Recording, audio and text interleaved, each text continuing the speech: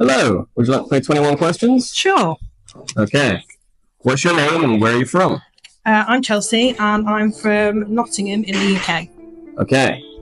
And where are we right now? We are in sunny Bangkok, Thailand. Oh, how long have you been living in Bangkok? A bit less than you. Okay. And what's the scariest place you've been in real life? Probably Next in Gilbert Retail Park on Boxing Day. And what's the scariest thing about living in Bangkok? Having to wait longer for new horror film releases than everywhere else. What's the scariest thing about living in the UK? Everything. Which horror film makes you think of home the most? It's a really tough one. 28 Days Later. What was the first horror film you remember watching? The Shining, and I was probably about 5, which is not cool at all. Which horror film has left the biggest mark on you? An American Werewolf in London, because that was the first 18 rated movie that I ever watched. What's your favourite horror subgenre? Probably vampires, yeah.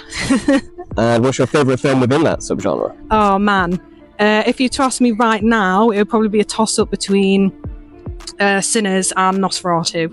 And what are your top 3 horror films of all time? But I'm going to go with The Exorcist, Lost Boys, and American Werewolf in London. Okay. What's the last horror film you saw that disturbed you?